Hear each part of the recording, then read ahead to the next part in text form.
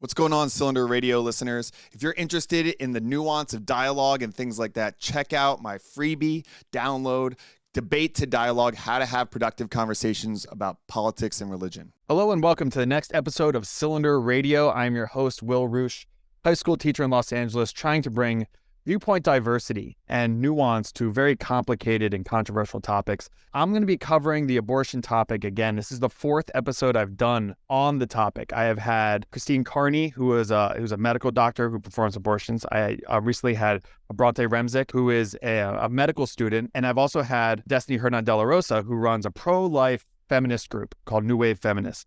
And when I was looking at this, there's a perspective missing here, actually two. And one of them is the faith argument, because it's undeniable that faith has something to do with the argument about pro-choice and pro-life. And then also the experiential of people who've actually gone through having an abortion. And that's something that's very personal. It's very kind of hard to get people to open up to it. But luckily, I have a friend who is willing to talk about it. Her name is Michelle Rukny. She's a business owner, a mother of two boys, and a passionate pro-life advocate. And I'm really grateful, Michelle, for you to be here to talk about your experience, because it's something to talk about, something so emotionally triggering on both sides. It's a whole different thing when you've experienced it. Talking about something that you've never experienced, I sometimes feel that way when I talk about like racism and stuff like that, because I'm like, I'll look like this. So to have that part missing from the conversation that I've had on this podcast, it was a misstep. So I'm really grateful for you to be here to talk about your perspective on why you feel the way that you do on the topic of abortion, pro-choice, pro-life,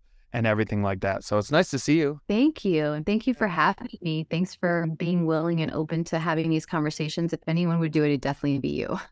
Yeah, well, we're friends. And, we talked about, there's a lot of things I could bring you on the show for. And we'll probably have you again to talk about a whole bunch of different things. But this was one that I thought, especially after my recent podcast 2 or 3 episodes ago, I was like, all right, there's something missing here. I want to try it. I'm always looking for balance, like the graphic of my logo. It's like, I want both lights to be as shining as clearly as possible. And then you can make up your mind based on, having the best arguments from both sides, or the best kind of information from both sides. So can you tell us just a little bit about like your background and what kind of got you into the place you are now of being very passionately pro-life, and kind of walk us through your journey a little bit, because that wasn't always the case. Right. No, it absolutely was not the case, especially if you talked to me, 15 years ago. I was, college student, very much pro-choice, actually, and I'll talk about my actual experiences here in a second, but I think it's important to note that I've seen it from both sides. So I was adamantly pro-choice and women's rights, and all of the things that you hear right now on the pro-choice side. It wasn't until I had to write a paper in an ethics course. Actually, my professor kindly asked us all to raise our hands depending on which side we were on, and so we had to write this paper about, were we on the pro-choice side, were we on the pro-life side, and why. And he asked us to raise our hands at the very end of writing the paper. In the beginning, I was dead set on, talking about how pro-choice I was. And, this was a time where I was also an atheist. I was also atheist/agnostic. So I had a lot of perspectives that I believed in that I don't believe in anymore. But I did lots of research. That's just how I am. I always want to find out all of the different perspectives. And I happened to be pregnant at the time. So I was in school. I was pregnant with my first son, who is now, 10 years old. I was very early in my pregnancy, but at the same time as I'm writing this paper, I'm going through the excitement of the weekly development of my baby. And so I'm writing this paper on one side and going no, women's health, this and this, your body, your choice, all of the arguments, it's just a clump of cells. Meanwhile, I'm watching the development of my own baby and knowing that it's not just a clump of cells, and having this battle within myself of hold on, how could I say these things and know that it's not actually true? There's a conflict. Sheila had that. It's like it was an app, right? It's an app that says it's the size of a sesame seed, and then now it's getting fingernails and that kind of thing. Yeah, and I was so obsessed with it that I actually went a little bit further. And now, obviously, technology now is so much better, but I went into the PubMeds and the scientific journals. There were these special websites that you could get access to as a college student. And I actually watched, so they have some videos of what's happening inside of the uterus. And so like you can see it in black and white, but it was very, very like beginning technology of like actual movement and like thumb sucking and like all of these things and smiles and just the development. And so I was like eagerly trying to like hack these systems to try to find these videos because I was so desperate to see what was going on in my body and in my baby's body. And so it posed a bit of a problem for me because I'm halfway through a paper where I'm like pro-choice. And then part of me is like, okay, so I had this conversation with my mom, who's definitely not a saint, right? She's had her own issues in her life, but she's adamantly pro-life. And I was just like, no, you just don't understand, like women have been raped and women have, why are you going to force them and this and that? And she made a really good point that is a point that I believe wholeheartedly now. It's like, it's still a life, regardless of how it was conceived, it's still a life. And we don't have the right to take away life. And again, at that time, I was not a Christian. I was atheist, agnostic. I guess you could say I was like on the verge of being agnostic. And so that didn't, the God thing wasn't part of the equation for me. It was more so like, well, that's true, regardless of if it was conceived in rape or incest or whatever horrible, horrible circumstance, it is a life. So I slowly started researching more so the other side of the perspective. And it was like glaring in my face how much truth was just left out of the narrative. And it's what you see on TV and it's, everything that you have access to right now, even in just Googling, it's very, very censored. It's very, very filtered for the pro-choice movement. So, and being a college student on a college campus with a very, not unbiased, I guess you could say he was very biased, like willing to just like tell you to your face that your opinion was stupid if it didn't align with his. So probably not the best teacher, but like to be in that kind of it, you don't want to go against the grain and you kind of just like want to get your grade. But I went through and did my paper and switched in the midst of that, in the midst of writing that paper and researching it really thoroughly. Wow. Well, that's something that I promote all the time is seeking disconfirmation. Like if you're very solid in your stance on anything, to challenge it. And I think that, just to say like, if you really believe that this is the right thing, then you should have faith, I guess, that it'll stand up to challenges. Like you want to challenge me on gravity existing? Like, all right, I'll take that all day and I'll keep challenging it up. The pen keeps falling. Damn it, I tried. And you can do that with anything. I think these controversial issues, for one reason or another, people don't want the conflict.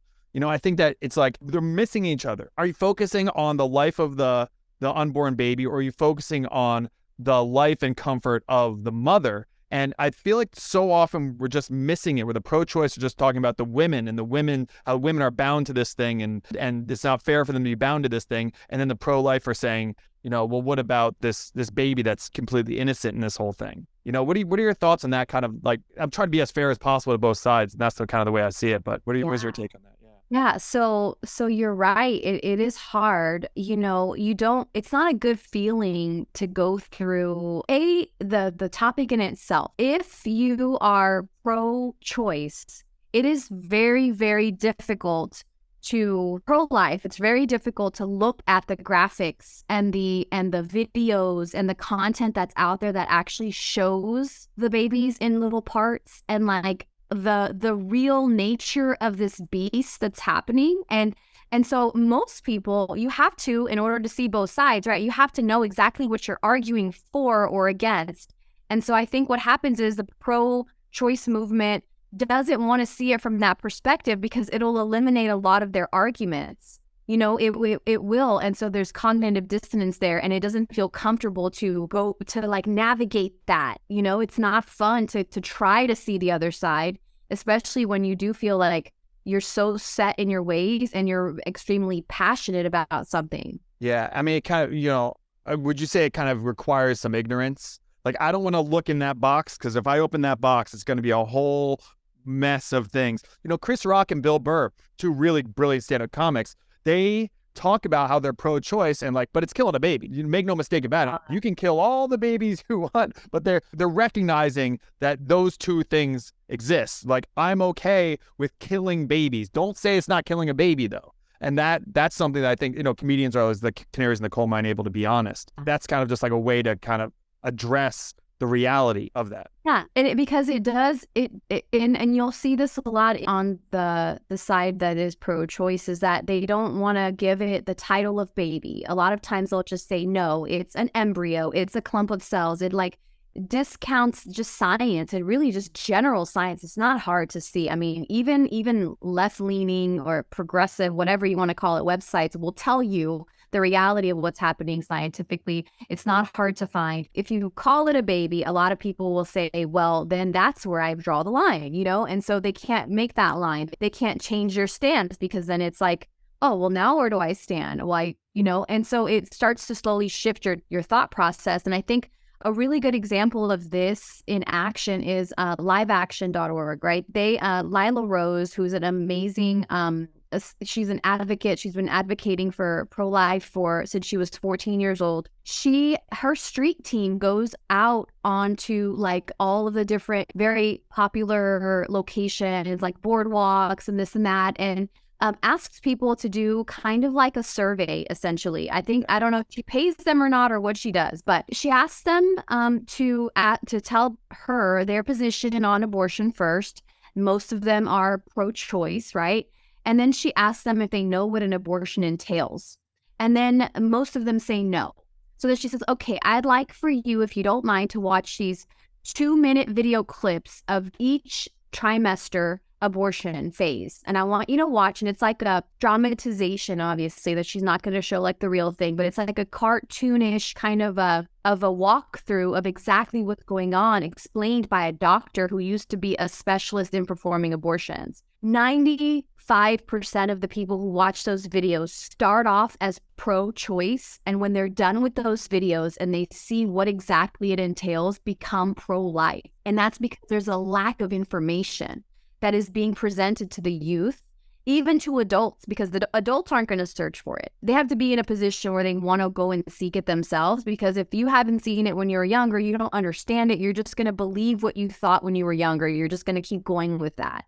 So I think that work is really important, because if people really knew what was going on, then it would be impossible or nearly impossible to justify that action. Yeah. And even if they don't like flip all the way, like it'll complicate the situation. I mean, that's really what I'm trying to do here, is just get you to think about it. But people just don't want to. They want to keep their blinders on.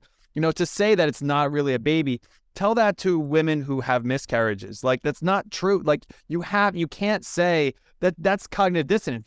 That's not equal understanding. That's not a scientific approach to say it's this thing when it feels like it is, but it's not this thing when it doesn't feel that way. That's not really measurable. I know women who tried to have kids and were never able to have kids, and they've had several miscarriages. Like, to say like, oh, it's just a clump of cells. Like, you would never say that to a woman who's really trying to have babies and stuff like that. So just because it's wanted or not wanted, that doesn't change what it is. And I think that's something that we just need to recognize, let's at least have common understanding of what's going on, and then you can make up your mind for yourself. But we have to at least understand what's going on. Absolutely. And I think also, even in these abortion clinics, they're not telling you what's going on. They're doing everything in their power to keep you blinded, because it's a very profitable business for them. I mean, Planned Parenthood is up, I don't know, from 2022, they're up like 28% in abortions. I mean, and down on all their other services, which aren't very many, but it's a very profitable thing. And not only is Planned Parenthood profiting off of it, but there's stem cell companies, cosmetic companies, there's research companies that are taking the, products of conception, aka a baby, and buying them from Planned Parenthood. So now Planned Parenthood's making double the money and doing research on it, testing it, doing all of this stuff that if the mother knew exactly what she was getting herself into, she may have not consented to. So, I mean, it's just a profitable thing, and they're not being upfront with what it is, and they're keeping people blinded with the way that they structure their clinics, the way that they present their information online. I mean, I did a quick Google search just to see, in California specifically, Compton, for example, Compton pregnancy assistance, and the first 8 websites were up for abortion. When I did that in Texas, the first, 40 were pregnancy assistance ministries and charities. And so it really depends on where you're at and what information you're getting. And, it ultimately, even the government, the local government of, what you're going to be exposed to, even when it comes to just clicking on your computer. Yeah, that makes sense. One of the things that I think why you're so valuable to have in this conversation, as opposed to like Mitch McConnell or something like that, is the experiential part. The other people that I've had on, people are very pro-choice. A lot of men I know are very pro-choice. It's kind of like I like sports cars. I love the McLaren F1 sports car. I know how much horsepower it has. I know what it looks like. I know its dimensions,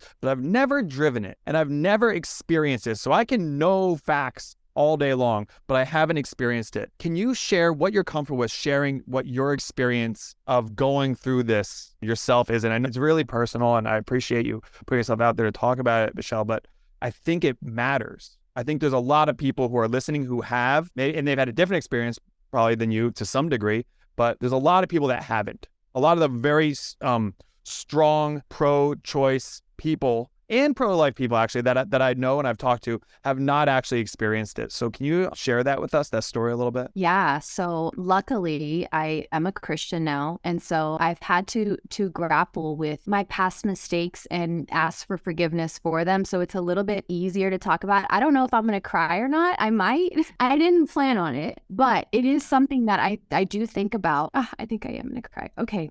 So I'll tell you this, just to be fully transparent. I had multiple abortions. It wasn't just one, okay? I dealt with trauma as a child sex abuse. I dealt with sexual assault as a burgeoning early adult. And so my gauge as far as like sexuality and how it related to relationships was completely broken. Because I had no therapy, I had no resources, nothing. I was just going by what the world taught me, which was, hey, be free, it's fine, women's liberty and feminism and sexuality and all of that. And so I would get into these long-term relationships and basically act as if I was like a married situation, and mainly with really not so great people. And I can think of the very first instance that it happened. This guy actually had recently punched me in the back because I caught him cheating on me. And so the idea to think that I could be pregnant, that I was pregnant with his child, was just like nauseating to me and disgusted me. And I remember going to my mom's house because I was living, we were living together. And I went to my mom's house and I just sat upstairs in my old room where, it was painted like almost like this color, but like hot pink, like super fuchsia pink with sponge painting. And I just wanted to just go back to being a young girl with not so heavy things on my back. And I just remember everyone else that I had ever, encountered that was pregnant, just basically had this doctor that they went to. And so I called a girlfriend of mine. She's like, don't worry, I'll take you. We'll get it taken care of. Of course, friends that you surround yourself with are not the ones to be like, hey, hold on. Did you want to like think about this before you jump to this conclusion? It's the blind leading the blind. Teenager. Yeah. And you're a teenager? How old were you?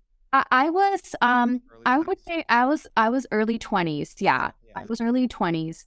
And probably like 2022. I know I was legal enough to drink. And also at that point, I had started dabbling in some drugs too. So I thought, oh, for sure, that was my other justification, was like, well, even if he didn't do this to me, this baby's going to definitely be, a drug baby. So I'm doing the best possible thing for this baby, right? Or for what's in my body. And so you go and you call, you make an appointment, and they just ask you, how far along are you? You say, I don't know. When did your last period? I told them when my last period was. You come in, you're in this room that's just like, it's closed off. There are no windows. It's very, very dreary in there, heavy. Now knowing what I know about spirituality, there was definitely a heavy darkness, like a very demonic feeling there. You know that where you're at is not where you're supposed to be. If you have a conscience, you just know it. And I just remember sitting there, my friend was with me, and they call you, they take you back, and basically you do an ultrasound. And they ask you to face the other way from the ultrasound monitor. They don't want you to see the monitor, because the monitor would show the little flicker of the heartbeat may show if depending on how far along you are, maybe movement, maybe a shape of a baby. So I was turned against the wall. They told you to turn? They told you not to look? They tell you to look the other way, for sure. Yeah. So I mean, I didn't purposely turn the other way. They asked me to turn the other way. So I turned the other way. And all I asked was, will it feel pain? That was my question. Will it feel pain? And she just said, no, absolutely not. They don't feel anything. And very just stern and to the point. And, so part of me was like, oh, okay, well, at least it doesn't feel anything, right? Okay. And so then you go into this room, they take you, that's supposed to be like the counseling center or like the place where they're going to explain to you what's going to happen, which they don't actually tell you what's going on. They don't tell you this is what's going to happen. They're going to give you these medications and they're going to insert this like a speculum in, and then they're going to insert what is it called? I forgot what it was called, but it's like vacuum. A suction tube. Yeah, it's a suction tube. And then this is exactly what happens to the baby. It gets broken up into parts because the suction is so strong. And then we just blindly make sure that everything comes out. They don't tell you any of that. They don't want to, I think, risk the fact that any part of that might make you go, this is not what I want to do. So they tell you, listen, so you're here are the forms that you need to fill out. Is someone going to be able to bring you this? You can't drive right away. Someone has to drop you off and pick you up. This is how much it's going to cost. I don't even know if Planned Parenthood was around back then. It wasn't a Planned Parenthood that I went to. This was a doctor that had his own like low-key clinic in like downtown Houston. And these are the medications you'll have to take. Do you consent to this? And it was just informed consent, though. There's a difference between consent and informed consent, and it doesn't sound like you felt very informed. No, what you consented to. There's no informed consent. I mean, now as an adult, I know what informed consent is. It was just more so like, fill out this form, make sure you have a ride, make sure that you don't have any allergies to these medicines that we're going to give you. Just know that if you feel nervous, you can take this the day before or like that morning, and then you might feel a little nauseous. Like they told you more of like the dizziness, drought, medication side effects, if anything. And the fact that somebody needed to be waiting on call, that they would be called by the staff to come pick you up on the side entrance. And so basically that's it. And so you're there, you come back, right? Because they have to give you 24 hours, I think, to think about or to change your mind, I guess. They can't just do them right on the spot, is what I think. I think that's actually a law in Texas. I'm not sure if it was back then, but they couldn't do it then. So I had to come back another day. And I remember that's a state to state thing, because I'm sure California doesn't have that, but Texas. Yeah. So I had to come back the next day, and I came, or then a couple of days, I'm not sure exactly when, but I came back. I made an appointment and I came back, paid the money that I needed to pay, which was like, I think about $500 or $600. They already had my paperwork in the system. And basically they take you back and they give you this like little cup full of pills, and you just take it. And then we'll call you when it's time for you. So I go back to the waiting room, and, I hear this argument a lot. I hear people say, oh, no woman wants to get this done. Like nobody's in there like using this as a form of birth control. And that's actually not true. You had a different experience. Conversation. Yeah.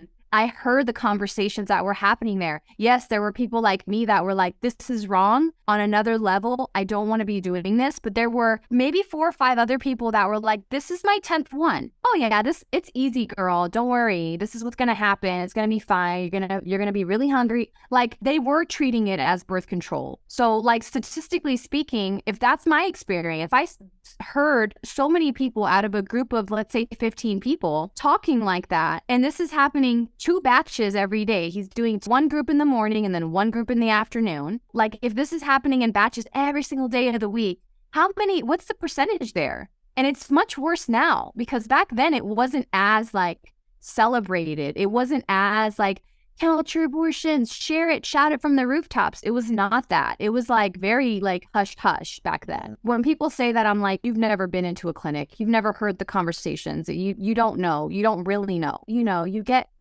after you start to feel the medication kick in, I think they're giving you something that's going to dilate you, right? Because they need to have easier access to your uterus. Then you basically are like, at that point, you're in this like, I don't even know how to explain it. No other drug I've ever tried has been like this. You're in like this, you just see like these faces coming at you, and you're very drowsy, not sleepy. You're not sleeping, but you're just like, you shouldn't even be walking because you're that drowsy. And then they sit you on a table that's very much like the one you go to at an OB-GYN, which I'm sure you have 3 boys you've been to with the foot Stirrups and stuff, the yeah. stirrups on there.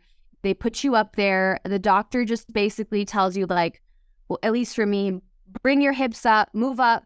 So I moved up, and I just, at that point, I was already crying, and I was just looking at the nurse. Some like, I don't know, sympathy, I guess. Undeserved sympathy in reality. I didn't, but anyways, I looked at her just like vaguely, just remember being like, somebody's going to tell me it's going to be okay. And nothing. It was just like this loud machine turns on. You feel this pain inside of you. You feel everything that's going on in there, and you're just like clenching as hard as you possibly can until it's over. At which point the suction machine just turns off, and they're like, "All right, put your underwear on." Or whatever underwear they give you, put these on. And then the lady walks you to this room where there's a bunch of other girls laying in like recliners with a Sprite and some crackers. And they're all like in various phases of being drugged up. And you're just like, I immediately had to go to the restroom to throw up because it was overwhelming for me physically. Mentally, emotionally, it was like overwhelming. So I just went to the bathroom and threw up. The lady came and grabbed me from the bathroom and told me not to get up again and to just sit down in the chair, recalling your ride. I just remember sitting there and just looking around, and everybody was in that same like stupor. And it was just surreal. Like, I can't believe I just did this. I can't believe what I have just done. Part of me was like hoping to feel better. Like, okay, it's over now. But it was the opposite of that. It was like a whole new set of issues, a whole new set of emotional traumas and guilt and pain. And then there's medication you have to continue taking for 14 days so that there's no, infection. And then you have to go back and be checked again to make sure that everything came out, because back then they weren't using ultrasounds to check that they had gotten everything. And so I believe that a lot of women who've had abortions is the reason why they have trouble conceiving, and the reason why they have a lot of issues is because they likely could have been affected by abortions. They don't tell you that that's possible, but it is possible. You can't just poke and prod and take over for God and not expect that there's going to be some long-term consequences. Yeah. And then you said you've had several. So someone who's listening might go, well, if it was such a traumatic experience, then why didn't you learn your lesson? And I think that there's something here. You glazed over it a little bit, and I think that's fine. We don't have to go into details, but you were struggling in life in a lot of different ways. You mentioned drugs, you mentioned, different things. Like you were, is it safe to say, like lost? Broken, yeah. Broken, lost. You were also, by any use of the word, a victim of abuse from an early age. So this is all really, really complex. Like, why would you act if you knew it was wrong, why would you continue to do it? It's like, we all do that with a whole bunch of things. Why do you do it? Why do you continuously do things that you know are wrong? Because you're a broken person or you're screwed up. And there's a lot of really dark and deep reasons why. But to come out on the other side, I think that was one part of why I thought you were very valuable to talk to about this. But the other one is regarding faith. You said that you're a Christian now. Disingenuous. I brought on Destiny as a pro-life feminist. She is not a Christian, I don't believe. I thought that was a different angle because I thought that the faith angle was like kind of overplayed, but then to not include that, I think would be inaccurate. So you had a journey then, and you found faith in Jesus, and that was how you opened your eyes. You had an experience of like opening your eyes to your past and the way that you want to live moving forward. Can you just share a little bit about how that was like I don't know, like I have my own kind of faith journey. I think everyone, it's very personal, but like, did it hit you like a ton of bricks? Was it kind of a slow burn? And then how has that kind of developed you and your position on abortion? Because it sounds like you were like, okay, something's wrong about this, but I don't know exactly what it is. It feels wrong, but everyone's saying it's okay. So I'm kind of mixed up. And then was it faith that gave you like clear eyes of like, oh, now I know what this is and I can see it clearly? Something along those lines? Yeah. So to answer your first question about like, why would you keep doing it? So I did it 2 more times after that. And again, I was in long-term relationships, still doing drugs, of course, because I was in the nightlife. I worked as like a VIP cocktail waitress. And so I was just exposed to drugs and alcohol every night of the week. And so it was, and lots of money too, because you're making a lot of money. So it was just living of the world. I was living of the world. And just as easy as it is for someone to know that when you tell a lie, it's wrong, but yet still tell a lie, it's the same exact concept. It's like, oof, you have to weigh it out in your head. Like, okay, well, what is in my head before God, it was like, okay, well, can I have a child right now? This child's going to be, it's going to have, and I did practice like safe sex for the most part, even with in my relationships, not all the time, but for the most part, I tried to do the right thing, just not 100%, which the safest thing would have just been abstinence, right? It was a journey. Each time I would say it got worse and worse. From that initial trauma, people don't tell you that there is such a thing as like post-abortive trauma. You go through kind of like a PTSD. Now you go deeper into drinking and deeper into drugs and deeper into poor choices because you're trying to compensate for like, oh, this thing I did, I just want to forget about it. I just don't want to deal with it. And instead of going to therapy or like speaking to someone who has experience and has seen the other side of it, instead of doing that, it was like you go to your friends and your friends are just like, oh, it's no big deal. And so then when the circumstance arises again, you just follow what you know. You don't really know that there are options. I never was presented with, pregnancy assistance centers. I never searched for it either, though. Like I knew because of my friends group, that was the solution to this problem. And it wasn't like, oh yeah, that one girl kept the baby or that one girl got, did adoption or no, it wasn't like that. So I really had no other like place to reference. But my journey, becoming a Christian only solidified what I had already started when I was writing that paper because I wasn't a Christian at that point. So that paper was like the catalyst to me going, scientifically, there's no arguments here. This is not, they're not stating factual arguments. So I can't listen to really the rest of their arguments because that major foundational pillar is already like, you lost the argument when you try to start with the baby isn't actually a baby. And so when I became a Christian, mind you, between me getting pregnant, I started therapy. So I started heavy, like almost like I would say 2 hours a week therapy to deal with all of everything from childhood to adulthood, including the abortions and all of that stuff. So like that really helped to actually talk through and really dig into, wow, all of these decisions that I'm making are really directly related to my mom being an alcoholic and my dad not being present when he needed to be, and the molestation, and like you start to deconstruct all of the mistakes that you've made and really where they stem from, so then you can process it and then move on from it. Because I was holding on to this identity of like, oh, poor me, oh, I was such a victim, and cards are stacked against me, and like, so feel sorry for me. And then it like once I got therapy and went through that for several years, I started to feel more empowered in who I was. Like, no, those were circumstances that I beat, and now I can move forward from that. And then I became a Christian. And once you know what God's will is for babies and for children, and just the general 10 commandments, which is, one including thou shalt not kill, and you see the historical references in the Bible of these tribes and these groups of people that God found were abominable, right? Or is that right? Is it an abomination, I guess? Yeah.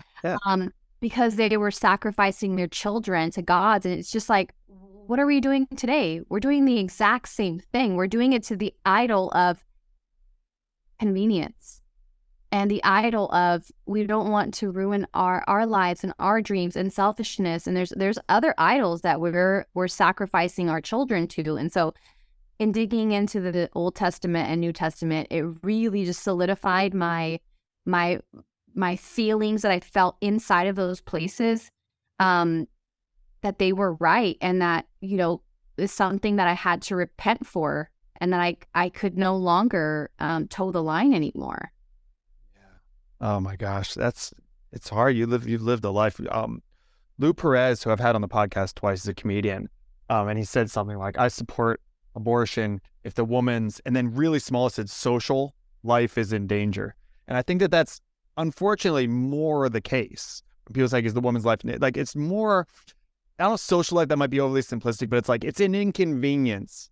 But on top of that, I had Mindy Churchill on the podcast, who is very pro-life and has a Down syndrome child, and then has adopted a Down syndrome child as well. And it made me look into Norway and the way that they talk about how they've eradicated Down syndrome. And it's just through widespread abortions, where 99.5% of kids who are found to potentially have Down syndrome. I have a friend he was told that his kid is like a 30% chance that he would have Down syndrome, and he wasn't. So there's that. But this idea, I know someone who worked in foster care, and they're saying, these kids that are born from drug addicted or abusive households or something like that, like, they're not going to have much of a life. You're a kid who has Down syndrome or something, they're not going to have much of a life. So it would be cruel to bring them into this world. What is your take on that concept of, if you're born and to drug addicted parents, or you're born into poverty, or you're born with severe physical or mental handicap, that it is more benevolent, is more kind to not give you that? So that goes back to, I guess you could say, it reminds me a lot of Margaret Sanger. And Margaret Sanger, who is like basically the head of the creator of Planned Parenthood. In her time, she was thinking that the people who were disabled and the people who didn't deserve to live were colored people, or Negroes, as she called it, African American people. Where is the line? Like, where is the line? And if you think about it, it's really sad, because right now there are more African American babies aborted than born. Think about that. Who are they trying to really target? Who is Planned Parenthood trying to target? And it just goes back to that argument. It's eugenics. It's unfortunate that people don't see that, yeah, okay, I had an addict as a parent. My life right now, I have 2 beautiful children. I have an amazing husband. I work for an amazing company. My group of friends is beyond anything I could ever dream of or pray for. I have a great relationship with Christ.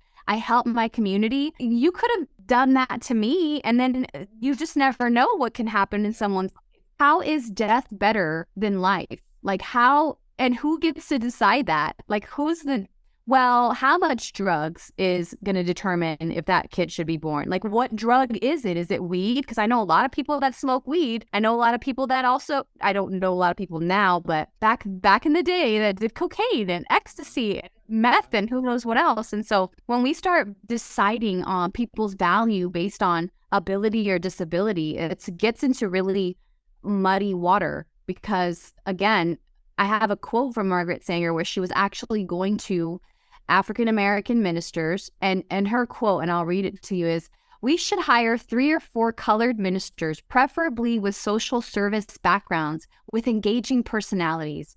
The most successful educational approach to the Negro is through a religious appeal. We don't want the word to get out that we want to exterminate the Negro population, and the minister is the man that can straighten out that idea if it ever occurs to any of their more rebellious members." So she was implanting these ideas into the church by way of brainwashing, maybe financially, I don't know, paying a pastor, preacher, minister to get rid of people who she felt were undeserving of life. And she felt the same way about mentally handicapped. She felt the same way about poor people in general. And so she wanted to exterminate them all. And so, like, are we going to follow that thought process? And then where's the line, and who draws that line? Who draws that Yeah, and that sounds like extreme, but when you look at what's happening with Down syndrome, that's where it starts. I mean, it starts with Down syndrome, but is it going to end with Down syndrome? At what point, if you have easy access to abortion, you can do, what if we have advanced tests in a generation or two? Where it's like, oh, your kid's going to have dyslexia. Should we try again? Or is it your kid's going to have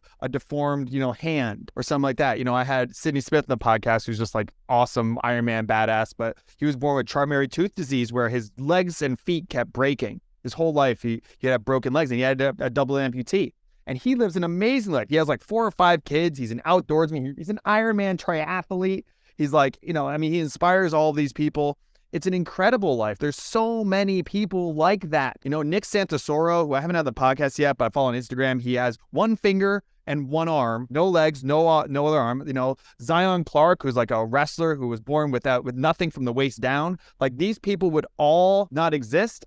Like, this gets really, really gnarly when you start going down that road. And it seems like we are with Down syndrome. And I think that's something that we also need to address is because it is much harder. I've been so blessed to have 3 healthy boys. But, if you find out that one is Down syndrome, it's kind of like, oh man, this is going to be a lot of work.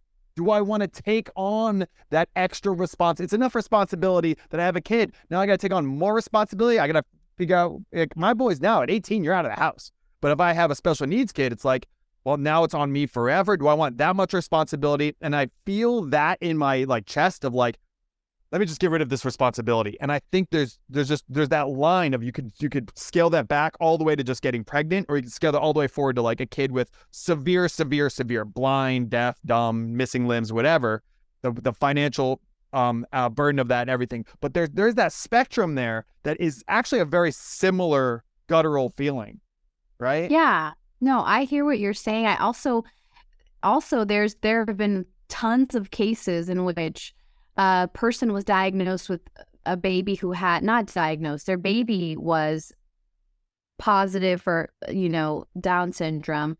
And then they were pushed to abort it. They decided to keep it. The baby's born 100% healthy. Yeah. My friend Joseph, his son was just like that. Yeah. There are a lot of babies that are being aborted under the thought that they have Down syndrome because the parents are literally told by their OB-GYN, not an abortion doctor. Their OB-GYN is recommending this. And it's unfortunate that's, we can get into the who runs the medical establishment and like medical and industrial complex and the Rockefellers and the Rothschilds and all that. Another conversation, another day. But if you think about it, it's very convenient that the doctor would say that. And then were there any repercussions for that person when the baby came back perfectly healthy? And here's the thing. Also, I know adults with Down syndrome that are functioning in daily life. They work at your grocery store. They work at local places. They work in the community, at the schools, at the stop signs, all of those things.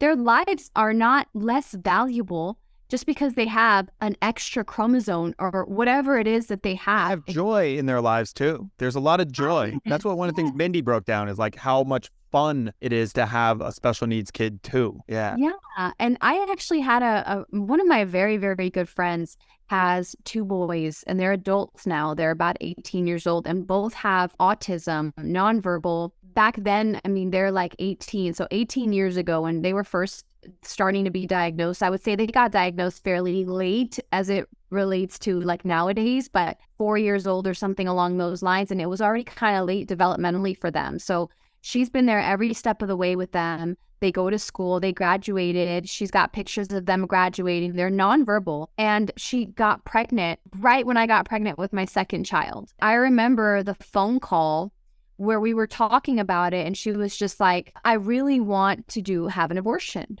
I really think I want to have an abortion. And I was just like, wait, and this is already, I'm a Christian. And I'm like, hold on. Let's have this conversation. Let's really peel back what it is that you're worried about. And her biggest fear was, if I have to do this again for another 18 years, like it's going to be so stressful. And then I had to be that voice, because if she were to go to her friends who've done the abortions and are okay with it still, they would have told her, yeah, girl, yeah, for sure, definitely do it. And her beautiful daughter that she has now, who's the same age as my son, wouldn't be in existence, who came out 100% normal. And now she sees parenting in a whole new light, because it's not the same journey that she went on for 18 years. Now she sees the relationship her children have with her older children have with their baby, and she sees that like they do understand more complex concepts and their love is different, and like you're getting to learn a lot of things. It's not just about being a parent, but like more really valuable life lessons that are deeper than what we know would be best for us. So I felt like that was kind of an interesting experience to be side by side with her in that, because I really felt like I was talking her off of a ledge, and there were not very many voices, including partners and friends, that would give her my perspective. And as someone who's known her since we were literally in our mother's wombs, our brothers are both the same age and they were best friends, and then her and I were best friends, so like grew up all the way through life together. She may have not taken my advice, but because we were so close, she did, and now she has this beautiful baby, and I'm sure she prayed on it too. And so it's like take the chance. What if there's also adoption? There are too many families for the amount of babies that are being born. There are too many. There's I don't know the statistic. I feel like it's 2,500 per every baby of families that want to adopt this child. Like, there are options out there. So it's just a matter of they're accessible, but you got to know about them, and you have to be around people that are willing to share those options with you or help guide you in that direction. Yeah. So because this is Cylinder Radio, trying to look at different perspectives, the last question I asked Bronte Remzik was, because she did say that that abortion is not the ideal. So I was I thought that was a really good starting point, because even though she's very pro-choice. So I said, if we want to minimize the number of abortions, what do we do? And I thought it was really cool that she was interested in that as well. I think that there is common ground here. If we can agree that we want to minimize the number of abortions in this country, around the world, what can we do? And one of the things she said was an advocate for education. So safe sex, what happens, education about, what goes on with an abortion, all that kind of stuff is stuff that she recommended. I wouldn't say a steel man position, the pro-choice argument for you, Michelle, but I think, what would you say would be something that you would advocate for if we want to minimize, let's get on board with this. If we're all on board with this, that we want to minimize the number of abortions in America, what would you, based on your experiences, and you're also not just experienced, but you also are very well read on this, and you're informed on all this stuff. What do you think would be the way to do it? Is it through law? Is it through education? How do we minimize the number of abortions in America? Yeah, I think if you are to show videos to people about what abortion actually is, you're going to activate something inside of a person that it's naturally there. It's called a conscience. You have a conscience for a reason. You have a moral inside of us. Even if you're not a Christian, even if you don't believe in God, even whatever, you just know inherently right from wrong. You know, for the most part. There are some outliers here that are psychopaths, serial killers and shooting up people, but you inherently know when something is wrong. And so when you share that, if you were to share that with young children, maybe not too young, but let's say middle school, when they're starting to get, maybe sexually active, and starting to, cross the line a little bit, share with them what exactly it is. It could be a very good deterrent for someone to even not want to have sex, because if they're not being told the actual truth about what's conceived and what's happening in their body, and then they're just thinking abortion is this term of terminating a pregnancy. It's not killing a baby or dismembering a child or whatever all of the horrible things are that they're actually doing. If they could just be honest about it at a reasonable age, and focus more, like you said in that episode, on the family structure and preserving yourself for a husband, because I think one of her points was, well, how do you know if you're going to be with someone or if they're abusive until you try it out? You have to test the waters.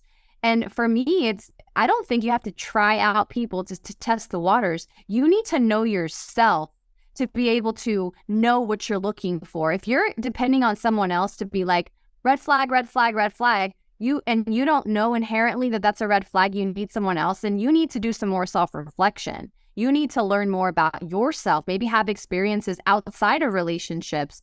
If that's the reason why you're doing it, to like try on a new pair of shoes and see if it fits. So I would say to anyone who wants to lower abortion rates is, focus on more traditional values, because there's a reason why it's made that way. So you're not having to do these kinds of things that you're going to regret your whole life. You're going to regret it. Most women regret it. I would bet to say, and focus on get the truth. If you really, really want to know what abortion is, go online, go watch a video on Live Action YouTube, on their YouTube page. Go see what it looks like to have an early first trimester abortion and a late term abortion, right? An abortion or partial birth abortion. Go and see if your stomach can handle that, if your heart can handle it, and then revisit that conversation once you've seen what it is. Yeah, I think I'm all for just revealing truth. Get right to it, and then you can really make your mind up with as much information, data as possible to say, do you want box number 1 or box number 2, and you don't even know what's in the boxes. Then how can you make a choice? So in order to even be pro-choice, you have to know what your choices really are. And if we can do that as objectively as possible, I've tried, this is my 4th podcast on this. I'm trying to be as objective and put my own kind of like thoughts on the side and try and be as objective as possible. So I can give you the best understanding of what isn't in both boxes. And you've really helped with that, Michelle. You don't have like a book or anything to plug, but do you have like resources that you would think that people who are listening who want to learn more, maybe good resource that you can direct people to? Yeah, I mean, I think there's a website for people who currently work in abortion clinics called abortionworkers.com, because they're kind of stuck there. A lot of them are single moms. They don't have a choice, and they don't know what's really going on behind the scenes. They only know like front desk and like, other things, that they're other positions answering phones. They don't know what they're doing. So if you're needing a resource for that, there's a ton of resources online for pregnancy assistance. Religious, I guess you could say, Christian people are donating millions upon millions upon millions of dollars for charitable causes. There are resources out there, but I would advise every single person who's standing on that fence, on that line, including you, Will, because I don't know your exact position. I don't know exactly how you feel about it. I would challenge any person who's on the fence, who's really uncertain, or maybe they're just like, in these cases, yes, in those cases, no, to go and watch those 3 videos that I mentioned on Live Action's YouTube page. Go watch the procedure itself, or even look up some images. Go look at some images. I know it's going to be hard. It's going to be hard. And there's a reason for that, because you have a conscience. Go look at those images and see, after thinking about it, meditating on what you're seeing, if you still feel the same way. That would be my best advice to anyone. Cool. Yeah, thank you. Yeah, I mean, my personal, just like very quickly, is like, I believe it to be wrong. And when it comes to law, though, I think it's more tricky. So I'm probably more open for it being like a federalist system, where if a state and the state legislators want that to be legalized, I worry about prohibition of anything, prohibition of drugs, prohibition of alcohol, prohibition of anything, that it will, drive it more underground. And there's, some statistics on that, but it's not great. So yeah, no, but I'm with you. I am very much for learning as much as I possibly can. And I hope that, giving you a platform and giving other people a platform, they see the sincerity and like trying to just get the information out there so people can make up their best mind for themselves. I don't like telling other people what they should or shouldn't do, but I like trying to give them the information. So. Yeah, no, and I really appreciate you having me on here. I'm open to have conversations with anyone who wants to talk about this topic or any other topic, and would love to hear from anyone who maybe has a different position and see where you're coming from. You can. I don't have a book. I don't have anything to plug or to sell you, but yeah, I am on social media and YouTube and Instagram with the name that you're seeing here on the screen. So if ever you want to have a conversation on anything else, I'm happy to do it. You're a great friend of mine. So thank you for this opportunity. Oh, no, Michelle, I adore you. I really appreciate you doing this. We'll tag your social media in the show notes and on Instagram and stuff like that. But I really appreciate you sincerely, like coming on here and telling that's very personal. But I think it matters. I think it matters. And I think the reason why people are so ignorant is because it is so difficult for people to share those stories so they don't get shared. And I think there's a real value in sharing it. And I thank you for your willingness to be courageous enough to do that. Anytime. Thank you for having me. If you enjoy these kinds of complex conversations and want to try to apply them in your own life, check out my free download, Debate to Dialogue, a guide on having productive conversations on religion and politics. It's available at www.cylinderradio.com/debate to dialogue.